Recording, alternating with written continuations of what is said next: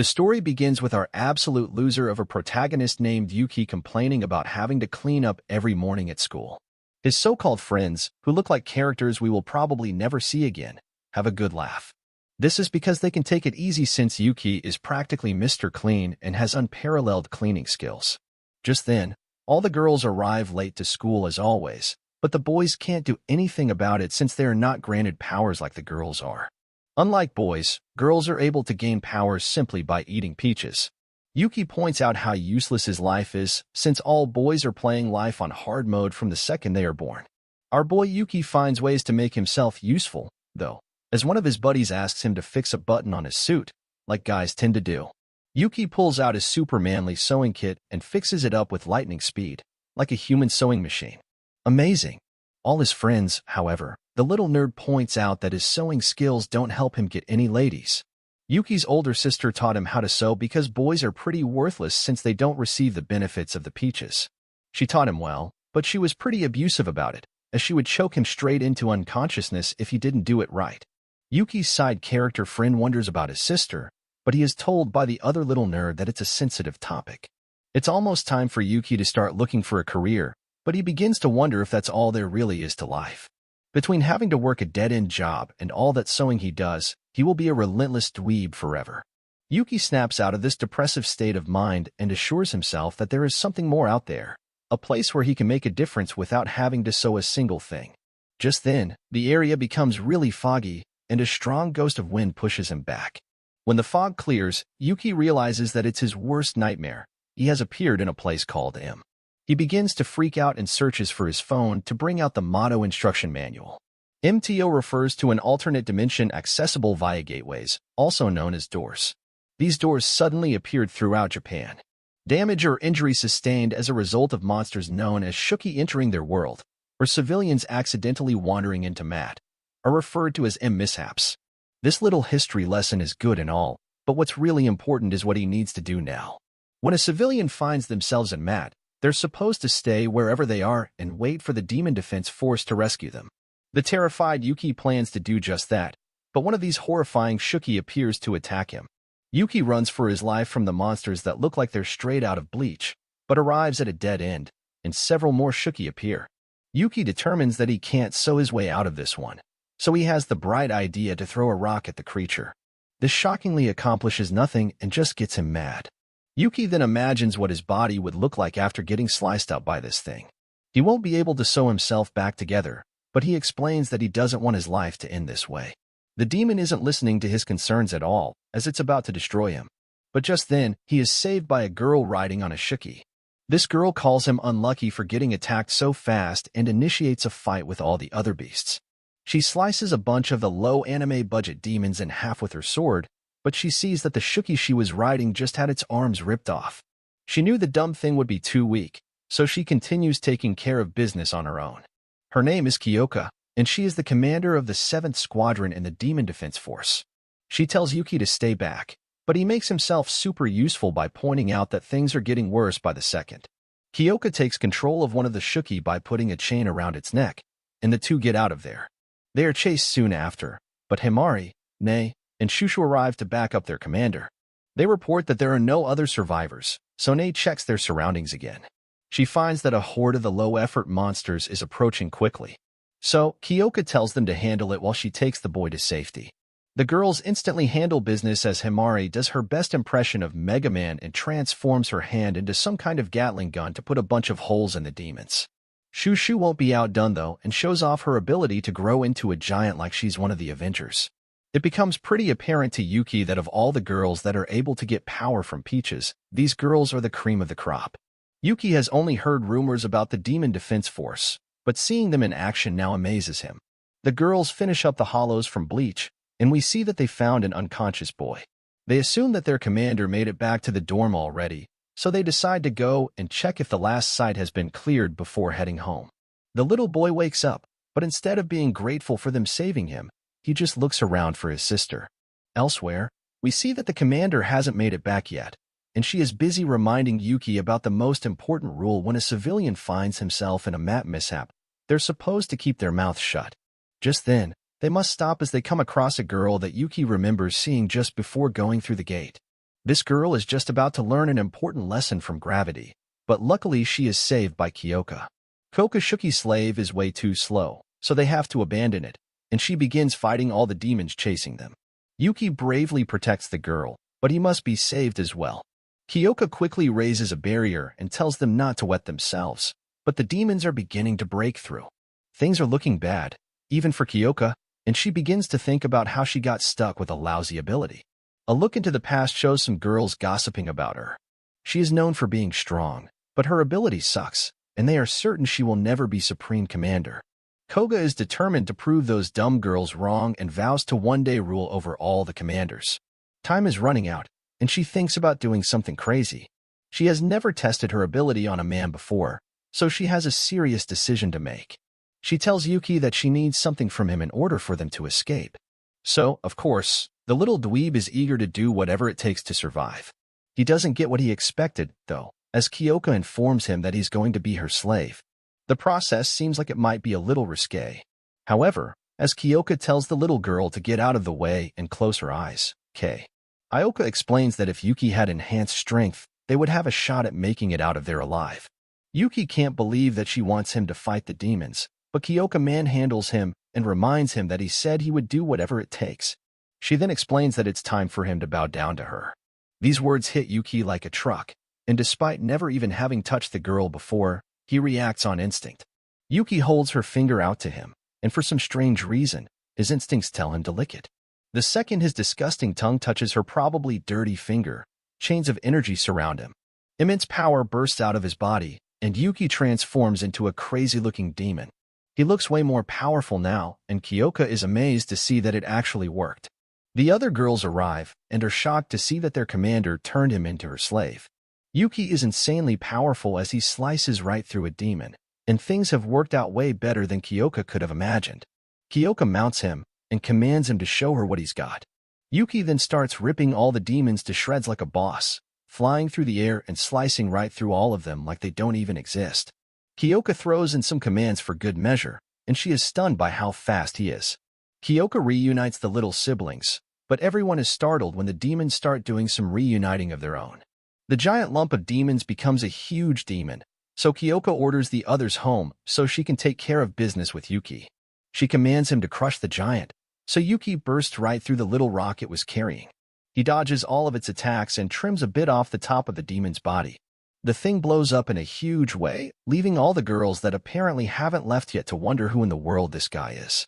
Kyoka ends her ability and reverts Yuki back to his very average and plain self.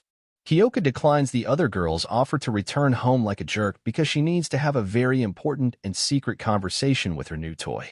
She reveals that he surprised her as she never would have guessed that an average Joe like him had it in him to turn into such a beast. She wants to make his job as her slave a permanent arrangement, but that statement alone makes her boy speechless. Before any of that, though, there's an important caveat to her ability. She wasn't kidding, as she plants a kiss right on Yuki's face. She pretty unfairly calls him a pervert and explains that this is the price of her ability. Since she is the master, she must, without exception, compensate her slave with a reward. As if that weren't crazy enough, the reward must be one that equals the work her slave does each time he carries out a task. Yuki's heart is pounding out of his chest, and he can't believe that his reward was a kiss. Kyoka explains that he worked really hard out there and shockingly offers to give him another kiss. Yuki freaks out as she has given him plenty to dream about already and declines the offer. He does probably the most awkward thing anyone can do at this moment and accidentally hits her in the face. Kyoka sympathizes with him and explains that she wasn't expecting the situation either. When the Shuki were her slaves, they only wanted slices of pork as a reward. Yuki, on the other hand, is a disgusting pervert, and she reveals that in these moments, her body moves automatically regardless of how she feels about it. It's the price she must pay for her ability, so she plants another kiss on him. Afterwards, Yuki makes the dumbest-looking face as he is still stunned to have just had his first kiss. Kyoka gets really serious as she explains that if even just one of the Shuki were to appear in the real world, there would be dozens of casualties.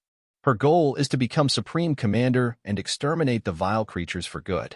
The current Supreme Commander is a loser, though, and far too lenient. With Yuki's help, she is sure that she can reach her goal, so she insists that he works for her. Yuki surprises absolutely no one when he reveals that he isn't good at stuff like sports or academics. All he is confident in is his ability to be a maid and keep a house sparkling clean. That isn't a problem for Kyoka, though, as she is all for a dude that knows how to clean. Aside from that, though, Yuki showed a lot of bravery when trying to save the girl, even though he was just being a meat shield. Kyoka thinks he isn't too bad for a guy. So, Yuki finally finds some courage and declares that he wants to be a hero. In M, Yuki only has a life of monotony and mediocrity waiting for him in the real world. In this world, though, he can turn into a monster that looks like something from a cross between Pokemon and Bleach. For the first time ever, he feels like he can avenge his sister's death. Most importantly, though, the little perf says it will all be worth it as long as he gets his reward from Kyoka. Soon after, they go to the Demon Defense for Storm. Yuki passes through the barrier and prepares to become a prestigious member of the force. Yuki enters with a completely new outlook on life. He is a totally different man now, and he confidently stands before the girls, awaiting his introduction. The girls just wonder who the nerd is, though, and Kei just introduces him as the caretaker. She explains that during battle, he will be her slave, but at the dorm, he is the girl's caretaker. Some of these girls have never even seen a boy before, but Kyoka explains that they're all very skilled fighters. They all have colorful personalities, though, so their caretakers don't usually stick around for long. Yuki is the perfect fit, though, because he is as dull as it gets, and he is great at cleaning. Yuki is furious since he thought he was going to be on the Demon Defense Force, but Kyoka explains that men are not allowed to join. She instructs the girls to make him feel at home, so they waste no time in telling him to do chores. Yuki can hardly keep up, but Nei is the only nice one among them and tells him that everything will be okay. The others are quick to point out that the little girl has superiority over him, so he better not disobey her. Yuki's dreams of having a meaningful life have been shattered as he goes into a deep depression for having to obey the orders of a child. Things might not be so bad, though, as Kyoka kindly welcomes him to the squadron. Sometime later, Yuki proudly finishes up doing his cleaning thing, but thinks about how the scenery doesn't look so great in MTO. Just then, a Shuki that thinks it's being sneaky tries to attack Yuki. The barrier stops the stupid Hollow from Bleach, and he arrives to check if he is okay. She explains that the 7th Squadron is in M's unlucky southwest area. That is why more Shuki appeared there than at other dorms. M is an alternate dimension that's as big as the city of Tokyo, and it's divided into 8 locations. Each one also has its own demon defense force. Nei considers herself his teacher, but Yuki isn't sure if he can get used to a child being his superior. Yuki ignores that for the moment as he wonders if they should do something about the Shuki that's just been hanging around there awkwardly. But Nei explains that it's just a small fry, and they can just ignore it. Himari doesn't agree with her, apparently, as she goes all Mega Man on the Shuki and lights it up with her Gatling gun. Yuki is upset that she almost hit them, but Himari points out that if she wanted to hit him, he would already be filled with bullets. Himari tells him to get to work on dinner and reminds him that he's only there because of Kyoka.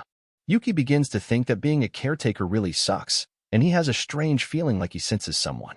That night, everyone raves over Yuki, the chef's cooking skills, and even the poor attitude Himari wants another serving. He feels great after all the compliments and even keeps a good attitude when they remind him of all his other duties. The dummy gets back to work, but finally remembers that he wanted to be a hero, not a handyman. Yuki brings up his concerns about just doing chores all day, but Kyoka explains that she will use him in battle when needed. She instructs him to focus on housekeeping until then, and when he finally sticks up for himself, Himari threatens to slice his head off. Kyoka acknowledges that the others might be uncomfortable with a male caretaker, but Yuki's really good at cleaning, and he is also vital to her ability. She asks that they all try to be nice to him, and tells him not to worry since she will rip off his manhood if he does anything wrong. That night, Shushu, who has shrunk to her tiny self, thinks she just caught Yuki spying on one of the girls. So, she threatens to tell the commander. Shushu explains that her ability allows her to grow or shrink, and she takes an incriminating picture. She was curious about Yuki, so she has been keeping a close eye on him. Yuki tries to clear things up by explaining that he was just cleaning, but she isn't interested in any of his excuses. Yuki assumes that she is trying to blackmail him for money, but she just likes to keep things interesting. She wants him to be her slave, but he tries to explain that he is already a slave. Shushu forces him to clean her room, and his attempt at deleting the picture fails. She tells him to do her laundry as well, but that just gives her another opportunity to take a misleading picture. While Yuki walks around depressed about being bullied, he finds Kyoka and Himari training outside. Just then, a Shuki appears, and Kyoka uses the opportunity to show Himari how it's done. She absolutely destroys the low-budget anime monster, shocking Yuki and amazing Himari. Yuki can't believe how she insta-killed it, and he realizes that he can never get on her bad side. Nei arrives and reveals she will be leaving with Himari to a meeting, so he will be left with Shushu to protect the dorm. That night, Shushu forces him to give her a massage and reveals that she grew up without a father. She came to MTO looking for excitement, even though it meant risking her life. The two decide to play some video games, but Yuki warns her that he's pretty good.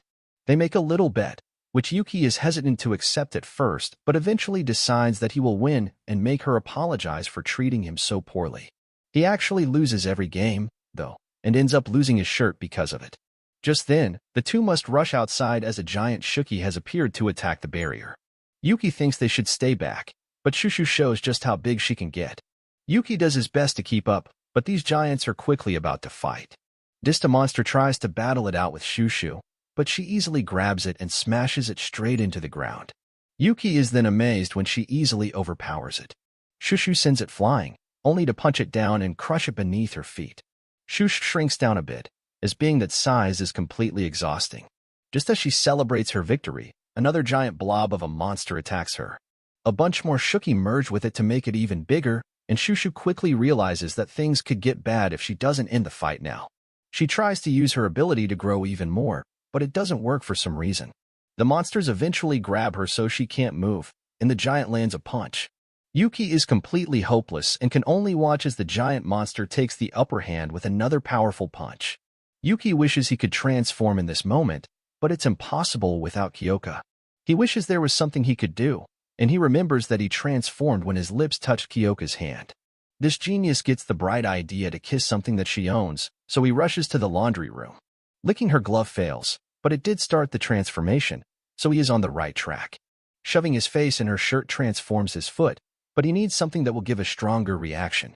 He eventually finds her boots, but he really begins to question what this says about him as a person. Things are getting really bad for Shushu outside, so he rushes out there with Kyoka's boot. There's no time left, so he must act now if he really wants to be a hero, even if it means licking a boot. Yuki sadly does just that, and power erupts from his body. Back at the fight, Shushu realizes that she must have pushed herself too far by transforming into her jumbo size. The monster shows no signs of slowing down, but Shushu realizes that her body will transform back to normal size soon. Just then, a partially transformed Yuki rushes towards her and is determined to try his best despite not being at full power. Shushu keeps the thing from moving, giving Yuki the perfect target. He unleashes a powerful kick, absolutely destroying this thing's head and winning the battle. Shushu thinks he was being too reckless by fighting at half power, but Yuki did it because she called him a wimp and told him to stay back before the fight. Afterwards, Kyoka works on fixing up Yuki's body, since there are some pretty painful repercussions for forcing a transformation on his body. The others mock him for being out of commission after just a couple of minutes of combat, but he points out that he just hasn't learned how to use his power yet. He wonders if they should be fixing the barrier, but Ka reveals that barriers protecting important locations have special attributes. So long as the damage is minor, it will repair itself. Yuki realizes that this explains what happened when the Shuki attacked earlier, as well. Kyoka gets back to working on our boy's back, but it's super painful, and he wonders if this is his reward for protecting the dorm. Kyoka scolds Shushu for underestimating their opponent and instructs her to help Yuki with his chores as punishment. When they leave, though, Shushu reveals that she has even more incriminating photos, so she will continue being his master. Yuki realizes how bad things are getting for him and wonders if he will ever be free. Elsewhere, we see that a barrier gets shattered. Another demon force arrives to find the cause, and one of them tells the others to inform their commander. The remaining girl prepares to fight, realizes that her opponent is no ordinary Shuki. The beast completely ignores her attack to grab the two that were running away and reveals itself to knock the first girl back. This mega Shuki prepares to eat her, but a mysterious person orders it to stop as this mysterious lady MST to Shuki. She explains that she can feel Yuki's presence somewhere in him, and it's time to pay him a visit. If you like my recaps, join my WhatsApp channel for more and don't forget to subscribe.